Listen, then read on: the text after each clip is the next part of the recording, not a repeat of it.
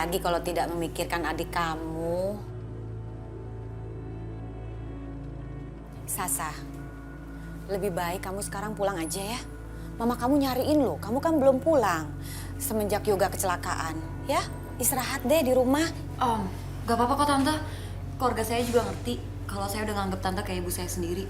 Terus terang ya Sasa, sebenarnya Tante kepengen punya mantu seperti kamu. Tapi sayang banget, Aisyah muncul dan menghancurkan semuanya. Pokoknya, Aisyah tidak boleh dekat lagi dengan Yoga. Mereka harus segera dipisahkan. Coba aja kecelakaan Aisyah. Terus kalian aja dia mati. Pasti nggak ada masalah kayak gini. Tapi kenapa harus Yoga sih? Mudah-mudahan Yoga juga kembali sehat ya, Ma. Dokter, masa kritis pasien sudah lewat. Pasien bisa dipindahkan ke ruang rawat. Alhamdulillah. Terima kasih ya dokter ya. Terima kasih. Permisi? Iya. Ya udah. Sekarang lo pulang aja ya. Lo istirahat. Adik udah nggak apa-apa kok. Ma, Mama pasti capek kan? Mama pulang dulu aja ya. Mama istirahat di rumah. Mama nggak mau pulang. Karena masih ada urusan. Mama harus memperingatkan seseorang.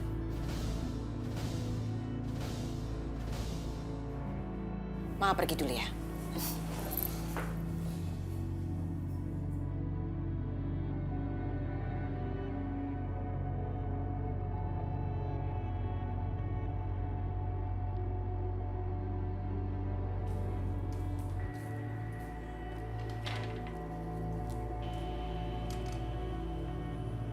Mau apa lagi Tante datang sini? Irfan, sadar ya. Kamu ini bukan siapa-siapa. Kamu tuh nggak tahu lagi berurusan dengan siapa.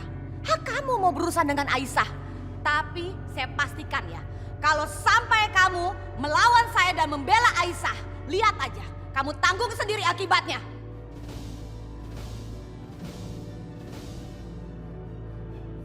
Tante ngancam saya. Tante pikir saya takut sama Tante? Enggak. Saya enggak takut sama Tante. Karena saya berpegang pada kebenaran, Tante. Hei, kamu merasa diri kamu benar? Iya.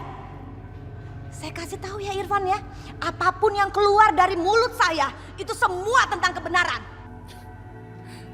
Kebenaran? Yang saya lihat sekarang, yang keluar dari mulut Tante itu kebenaran palsu. Tante yang ngunci saya di kamar dengan Aisyah, iya kan?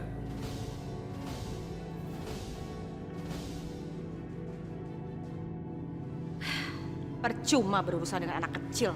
Kamu tuh bukan apa-apa. Kamu tuh bukan lawan saya. Berhubung kamu teman anak saya kasih tahu sekali lagi ya. Kamu mau berhubungan dengan Aisyah terserah ya Ivan. Itu urusan kamu. Tapi saya pastikan, kalau kamu mencampuri urusan yang bukan urusan kamu, jangan salahkan saya. Tante yang perlu ingat, saya nggak pernah takut sama siapapun. Apalagi sama Tante. Saya yang takut sama Allah.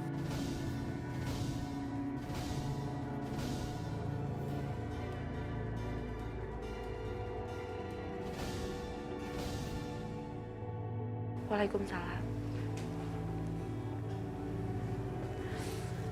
Bu, Aisyah berangkat wawancara dulu ya.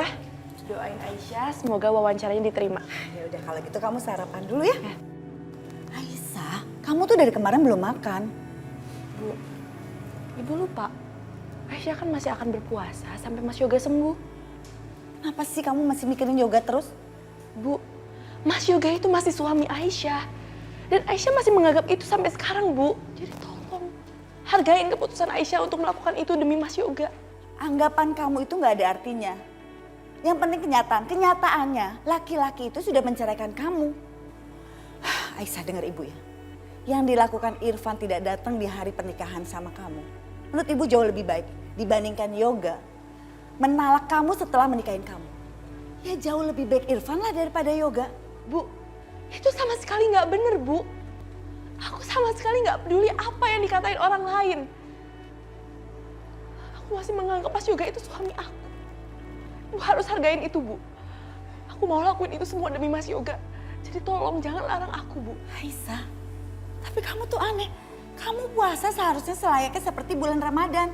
Ada saatnya kamu sahur, ada saatnya kamu buka puasa. Ini kamu benar-benar gak makan sama sekali. Kan ini gak bener. Bu, aku mohon sama ibu-ibu jangan larang aku untuk lakuin itu semua demi Mas Yoga. Aku bener-bener sayang sama Mas Yoga dan aku bener-bener pengen lakuin itu semua. Aisyah ingin Mas Yoga sembuh, Bu. Ya udah terserah kamu. Kamu pergi aja sana. Ibu juga gak mau kamu makan sekalian. Bu, Aisyah mohon sama ibu-ibu jangan lakuin ini. Aisyah sangat tahu ibu khawatir sama Aisyah. Tapi ibu gak bisa lakuin ini, ibu percaya kan sama Aisyah? Aisyah akan kuat untuk menjalani ini, apalagi ini semua demi Mas Yoga. Sekarang Aisyah akan temenin ibu makan ya. Ibu harus makan. Mohon Bu, aku mohon. Aisyah sayang sama ibu. Yuk.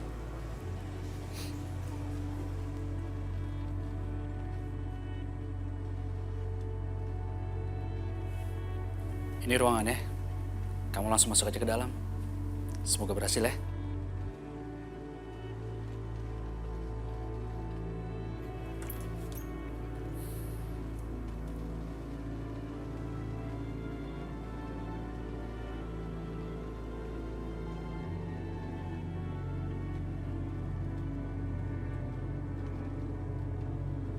Oke, saya kagum mendengar pengalaman kamu tentang menjahit.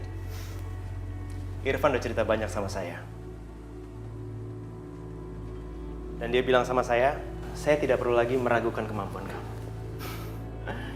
Ya, jujur aja, saya jadi tertarik untuk mewawancarai kamu. Terima kasih Pak. Irfan memang teman yang baik kok. Ya, dia memang teman yang baik. Kalau bisa, saya mau, kalau bisa ya, kamu bukan cuma menjahit. Tapi kamu juga memberikan saya ide-ide tentang desain baju pengantin. Baju pengantin yang anggun dan tentunya istimewa. Kamu tahu kenapa saya bilang istimewa?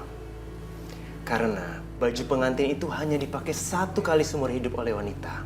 Di hari yang paling bahagia di dalam hidupnya dia. Bagaimana?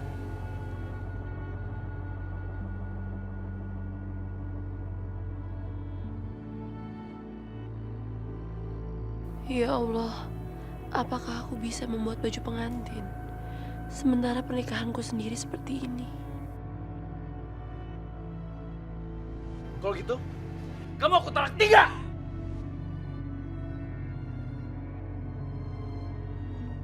Aisyah?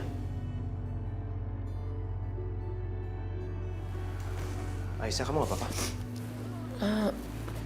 Maaf Pak, saya nggak apa-apa kok.